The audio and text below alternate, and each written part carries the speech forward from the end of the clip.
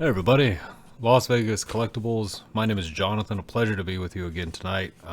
Another day, 6 feet over instead of 6 feet under. It's always a good day. So, I just went to my second show ever. I have it up here on the screen. I went to this show for this. This is my second time ever setting up as a seller, as a dealer, and had a great time. I posted only like one photo on my Instagram because I'm horrible at actually following through and actually being active on that stupid thing. But I need to work on that. I still need to, but just got a lot of things going on in my life. So I went to the show. My wife actually joined me the whole time. So if you were there and you saw me, you actually got to meet my wife. Amazing, supportive person. I can't believe she actually stayed the whole time.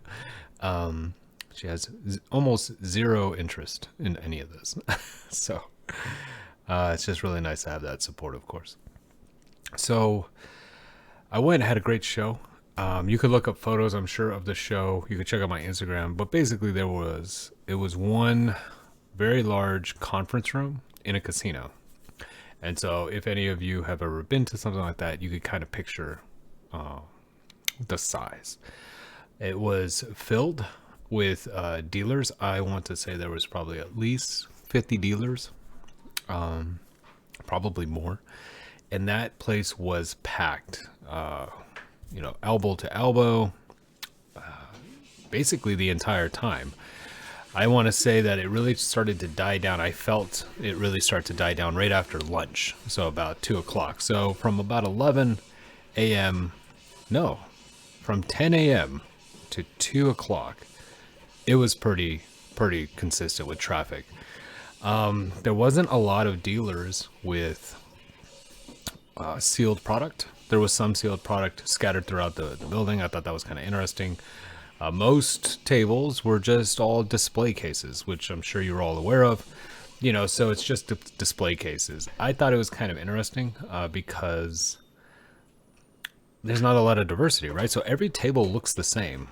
So I always find that interesting. Like, why do that? I actually brought one box of comic books. I brought a bunch of sealed products and no display cases.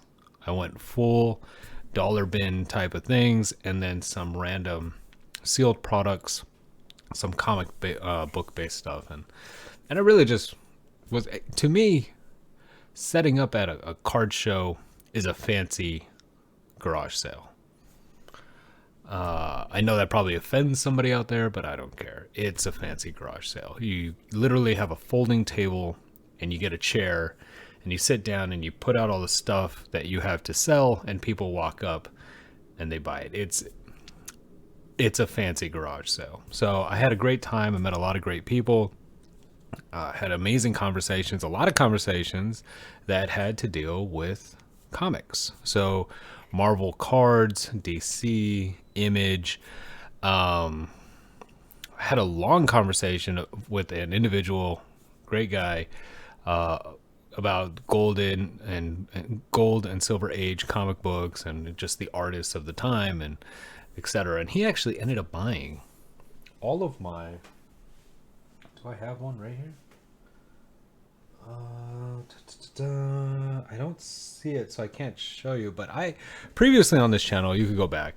I had a box of Red Sonja tarot cards, and I had 4 of them still sealed, and he bought them all. Thought it was really interesting. He loved the Conan universe and all of that, so it was right up his alley. It was beautiful art, and yeah, so I actually sold all those. That was interesting.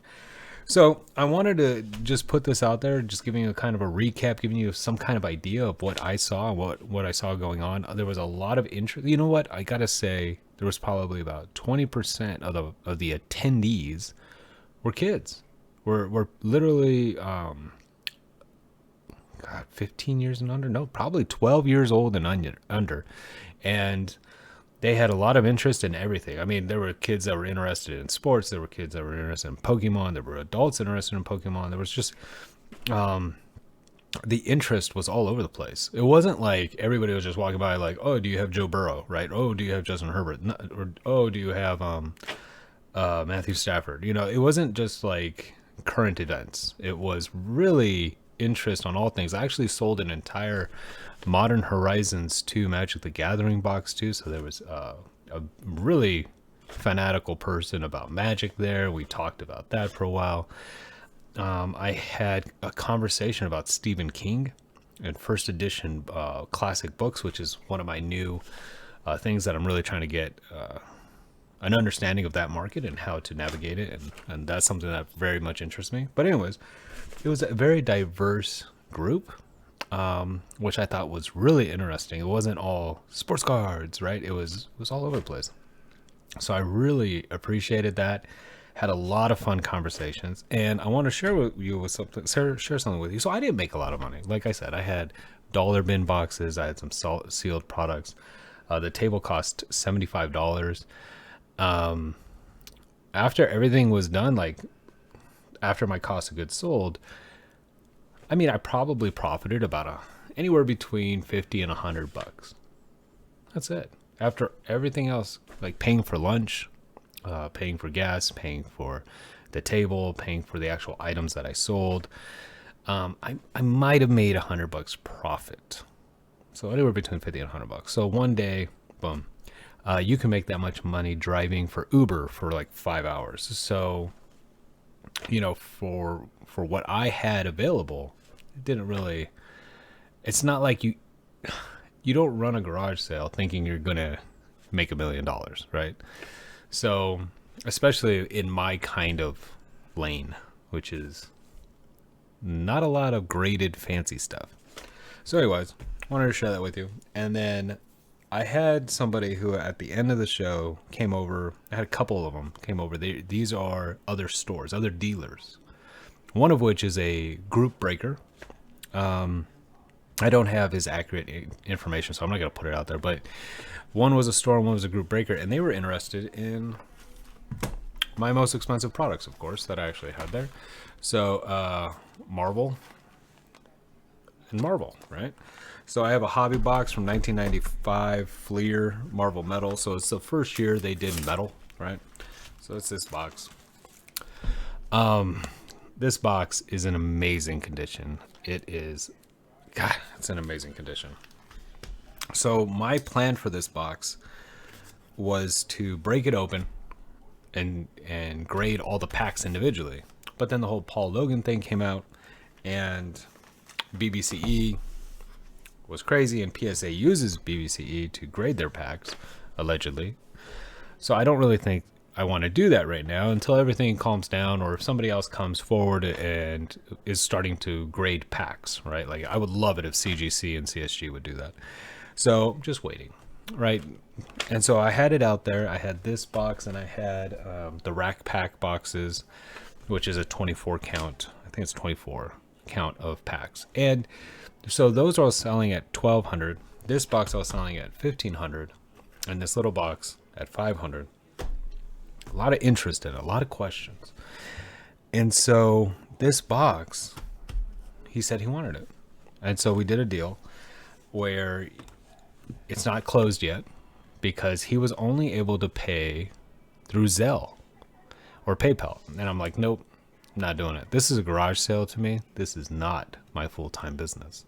So if I can't capture these sales without using, you know, it's a garage sale. So if I can't capture these sales in cash, then I'm not going to make the sale. I'll just wait and then charge more online, right? So he came by and we made a deal for $1,300 for this box.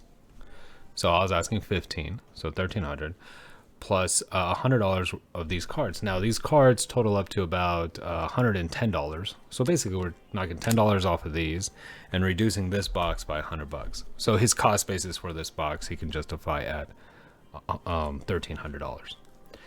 And he bought these cards. So these cards, everything from these sets was selling all day. This was all my sales. So look at that. Beautiful Yoda. Numbered at a 150, right? It's that Shattered Ice style Topps Chrome. We got this Mandalorian Visions. Absolutely gorgeous refractor. We got this Regrets. This is the non-refractor version. But you got Darth Vader with Padme and Obi-Wan in the background. You can kind of see right there. And then this bad boy, this Scarlet Witch from 2014, absolutely beautiful condition. This is just the base card though. This is not, and this is $30. So averages out to about $25 a card, right? So if that deal does come through, tomorrow he's supposed to text me and we'll meet up and he'll give me the cash for this. Then my profits will actually increase to about $500. And then the show is extremely good for me, right? I don't know if I'm going to follow through with all this, depending on how he responds. I don't really like shady deals, right? So if we got to meet up in a parking lot somewhere, if there's any kind of notion of some shady stuff, I don't want to deal with it. And he can always just buy it at the next show, right? Or he can take his chances on eBay and just buy it on eBay. You can sit and watch eBay auctions for the same product and try to snipe it and try to get it under what I'm asking for. So he has opportunity to get it for lower. It's just whether or not it actually shows up, if it's damaged, blah, blah, blah. So that's the risk you're taking. So anyways, wanted to share that with you. Marvel was a big deal. By the way, this box, so again, here, I'll show it to you again. This is 1995 Marvel Metal hobby box, right? Now this box contains all kinds of cards, but Spider-Man's in there. So the Spider-Man base card just sold for $250. There is 30 packs of cards right there. Spider-Man base card comes up pretty quick. It's a pretty common pool. Out of a 30 pack box, I would safely assume you're getting anywhere between 3 and 5 Spider-Man cards.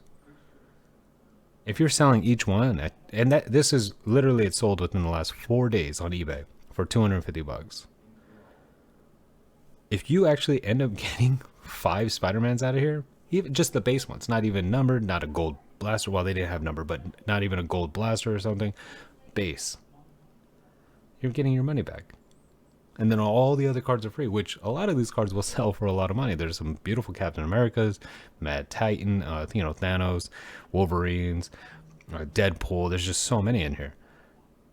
But those Spider-Mans alone will pay for this box. So if the text and the meetup is weird in any way, no, I'm not going to do it. And I will list this box on eBay for $3,000. Because if Spider-Man singles are selling for $250, yeah, this box worth at least $3,000.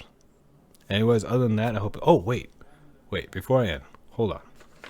This stupid thing. I will never be at a show run by these people again. This was actually the reason I was making this video, but then I got kind of lost in a tangent on that. I will never attend a show run by Front Row Card Show ever again.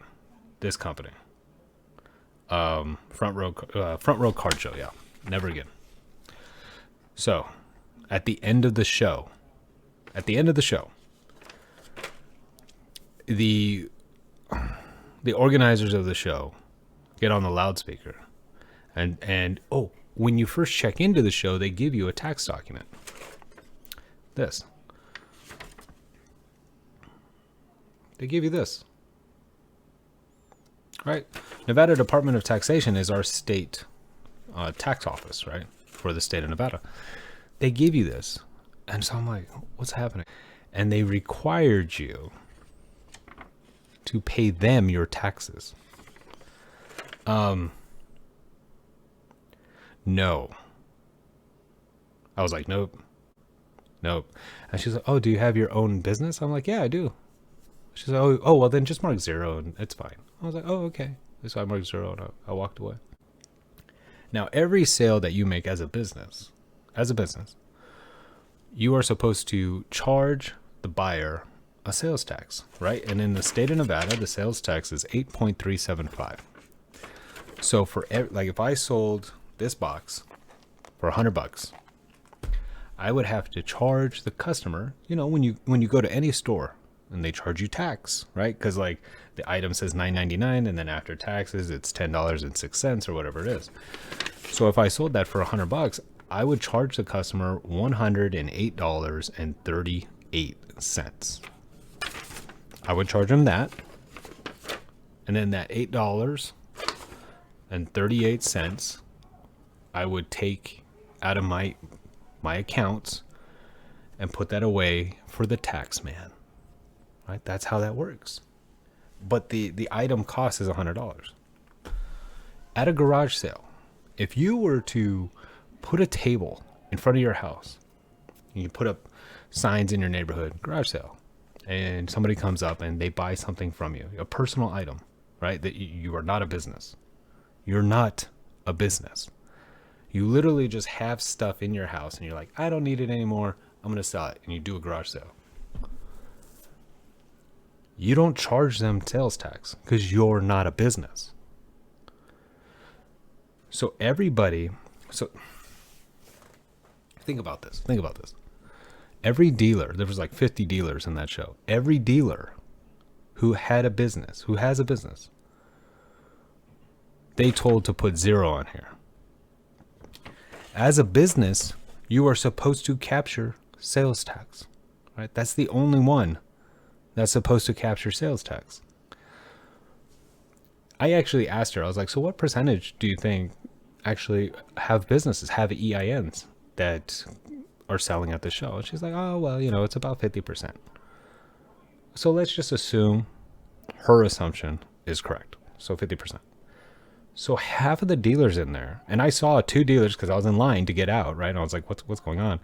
2 dealers in front of me gave her money for taxes. I saw them. They gave her money for taxes. And she is not a representation of the Department of Taxation. I was like, wait, what's happening up there? I was like, I'm not going to do that. I was like, I got to ask her what's happening. So half of the people in there who are not businesses are selling just goods out of their house with a folding table. They obviously had no idea about the taxes. And it's a card show. Nobody is charging buyers taxes. Nobody's charging buyers taxes. When's the last time you went to a card show and somebody, maybe one of the larger dealers, maybe like Dave and Adams, Blowout Cards or something, maybe they're charging tax or something. Maybe some of those larger companies, I get that. But the mom and pops, the people that were just like, screw it, I'm just going to buy a table and just sell some of my cards, they are not charging you taxes. If the card says $10, you give up $10, right? And then it's up to that person to claim that $10 as income, as personal income, right? Because at the end of the year, you do your income taxes, right? Your annual taxes, and that's considered income tax, and you pay that. So they are requiring people who don't own businesses to pay sales tax. And they're not supposed to. They pay income tax. It's personal income. They're not a business. The only people that have to pay taxes are businesses, people with EIN numbers. But if you have an EIN number, they're not charging you taxes. They're collecting taxes from people which literally just made some personal income because they're not freaking businesses. So this company is completely ripping everybody off. Don't ever sell at a show with them. Or if you do, understand your rights, understand the tax law, and understand that what you're selling results in personal income gains or losses, right? Like if you're selling stuff and you're losing money on it, personal income losses.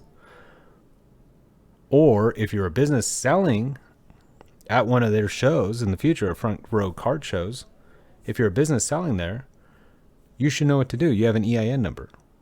You either charge your customer sales tax or you just include it on your actual pricing of all, on your pricing label, so that way you don't have to deal with it, right? And then every quarter you file your income, your sales taxes, and you pay to whatever department you have in your state. We have the Department of Taxation. I don't know what all the other states have, but you do not give your tax money to a random person putting on the show. I'm going to show you this. On this form, this is a legit form. This is from the Nevada Department of Taxation. On this form, my goodness. Submit with payment to promoter at conclusion of event. One-time sales tax return, right? So this is saying you have to pay the taxes to the promoter at the conclusion of the event. Okay. Pursuant to the NRS, Nevada regulated statutes, every vendor who makes sales more than twice in a 12-month period must register as a seller in the state of Nevada. So what they're saying there, right? If you make sales, period, right? Period. You have to register as a seller. Okay. If you register as a seller in the state of Nevada, you might as well get, basically what ends up happening, you have to create an account at the Department of Taxation. You could pay for your sales taxes directly. It's just absolutely just, oh my God. This return must be filed with promoter even though no taxable sales were made. So what this does, this is intended to capture the sales tax required by any state. So like if you sell on eBay, eBay automatically takes out the sales tax as long as you check that box, takes out the sales tax depending on where the person is that purchased the item, because there's some states that don't charge sales tax, right? So eBay will automatically charge sales tax for the sale that you've made, right? So you don't have to really deal with it, and a lot of people don't think about it because you go on eBay, you're like, oh, that's $10, you pay for it, they charge you tax, you're like, but if you're selling it, you're like, well, I'm going to sell this for $10. You don't really think about all that other stuff, and eBay just takes care of it. If you go to a grocery store, if you go to a restaurant, whatever in your state, they charge you tax. That's why when you order something that on the menu says 99 cents, it ends up costing $1.07 or whatever. So we're all aware of that. So events, right? Events like this, if you have a business, you already capture the information. If you don't have a business, put zero. Put zero. Everybody just put zero on this. Just put zero on this. And if you sell more than twice, you're supposed to register as a state of Nevada. Nobody does that.